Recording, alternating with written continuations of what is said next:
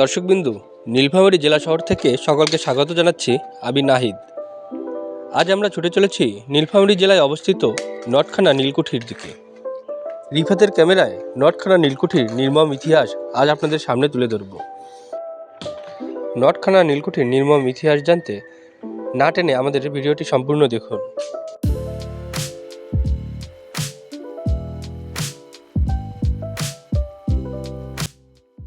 নীলফামারী জেলা শহর থেকে ডোমার রোডে 3 কিলোমিটার এগোলে ঐতিহ্যবাহী স্থান নীলফামারী নটখানা। বিশাল জায়গা নিয়ে গড়া একতলা ভবন, যে ভবনের পরতে পরতে লুকিয়ে আছে নিপীড়নের গল্প, শোষণের গল্প। ভবনটির দিকের চোখ পড়লেই হৃদয়ে পথে ভেসে ওঠে দরিদ্র কৃষকের উপর অত্যাচারী নীলকরদের নির্যাতনের বীভৎস দৃশ্য। ব্রিটিশ আমলে এ জেলায় প্রচুর পরিমাণে নীল চাষ হতো। সে মোতাবেক ব্রিটিশরা নির্মাণ করে নীলকুঠি। এটি ছিল তৎকালীন ব্রিটিশ সরকারের নীল কুঠিয়ালদের নীল চাষের কেন্দ্রস্থল।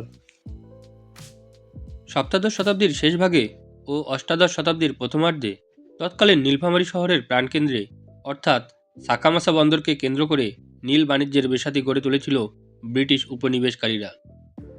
বাণিজ্যের লক্ষ্মী ভেবে অন্যান্য ভাগ্যান্বেষীদের মতোই ইংরেজ নট নামের এক ব্যক্তি এখানে নীলের পসার সাজিয়ে বসে।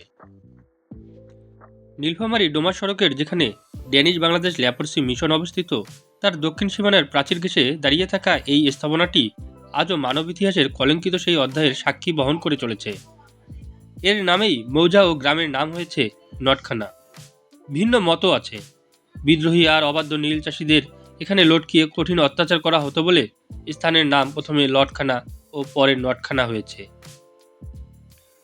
এছাড়াও এমন তথ্যও পাওয়া যায় যে ভারতের দক্ষিণাংশ থেকে আগত দুর্ধর্ষ জাতি নট, স্বভাবে হিংস্র, বেটে খাটো, সুঠাম দেহের অধিকারী, নিজ ভাষায় কথোপকথনকারী তথাকথিত অসভ্য মানুষগুলো সব সময় মেতে থাকত ডাকাতি, খুন খারাপি, আহাজারি, মারপিট নিয়ে। সভ্য ইংরেজরা আদিম নট জাতিকে তাদের সভ্য জগতে বরদাস্ত করতে পারল না স্বাভাবিকভাবেই। অচিরেই দমন পীড়নের মধ্য দিয়ে তাদেরকে কয়েদ করা হলো, আর যেখানে কয়েদখানা বানানো হলো তা আজ নটখানা নামে পরিচিত। আনুমানিক 1845 থেকে 76 খ্রিস্টাব্দের দিকে এই ইমারত তৈরি করা হয়েছিল। একতলা বিশিষ্ট স্থাপনাটি ভূমি থেকে প্রায় 4.27 মিটার উঁচুতে অবস্থিত। উত্তর ও পশ্চিম দিকের সিঁড়ি দিয়ে এই স্থাপনায় প্রবেশ করতে হয়। সাকুল্যে 3টি কক্ষ রয়েছে, যার মাঝেরটি আকারে অন্য 2টি থেকে বড়। এই জায়গাতেই নাকি আরও বেশ কয়েকটি ইমারত নির্মিত ছিল, যেগুলো আজ একদম ধ্বংস হয়ে গিয়েছে, যার অস্তিত্ব আজ দেখা যায় না। এর কোনো একটি ইমারতের মধ্যেই সেই সময় যারা কুষ্ঠরোগে আক্রান্ত হতো তাদেরকে সেখানে রেখে চিকিৎসা দেয়া হতো, আর যারা মারা যেত তাদেরকে এর পাশেই কবর দেয়া হতো। অনেক ব্রিটিশদেরও নাকি এখানে কবর রয়েছে। এই ভবনটির পাশেই রয়েছে একটি কুয়া। কুয়াটি পাকা করা এবং এর দক্ষিণ দিকে অর্ধচন্দ্রাকৃতির একটি পাঁচিল রয়েছে। সম্ভবত গোসলের সময় আড়াল তৈরির জন্য এমনটা করা হয়েছিল।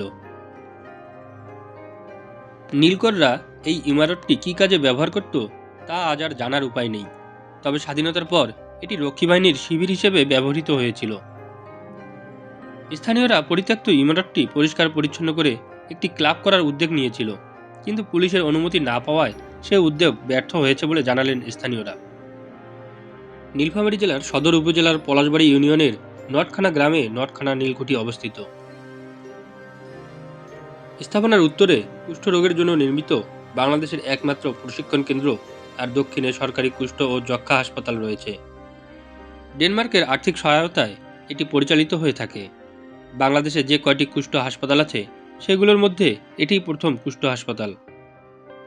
জানালা দরজাবিহীন সম্পূর্ণ স্থাপনাটি এখন পরিত্যক্ত।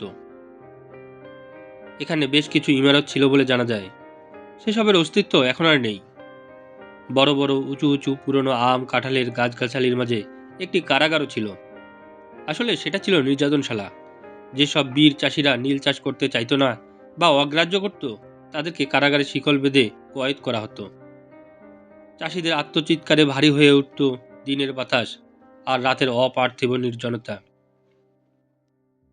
সভ্যতার মোড়কে কলঙ্কিত মানবতা এখানে নির্লজ্জতার রক্তে সিক্ত। দর্শক, এই নটখানা ভবনটির পাশেই ওখান থেকে আনুমানিক 100 গজ দূরেই আপনারা এই যে কূপটি দেখতেছেন, এই কূপটির অবস্থান। এই কূপটি একটা সময় হয়তোবা এই নীলকুঠিতে যারা বসবাস করতো, যারা থাকতো, তাদের পানি সরবরাহের জন্য ব্যবহৃত হতো। কিন্তু কালের বিবর্তনে এবং সময়ের পরিবর্তনে আজ এটি ধ্বংস হয়ে গিয়েছে। এখানে কোনো প্রকার পানি আর নেই। এখানে এই কূপটি একদম ভরাট হয়ে গিয়েছে।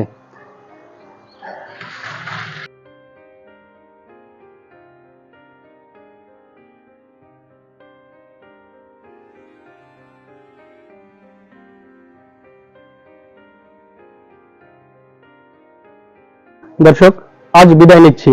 আবারও দেখা হবে নতুন কোনো জায়গায়, নতুন কোনো ইতিহাসের সন্ধানে। সে পর্যন্ত ভালো থাকবেন, সুস্থ থাকবেন। আর আমাদের ভিডিওটি কেমন লাগলো কমেন্ট বক্সে এসে জানাতে ভুলবেন না কিন্তু।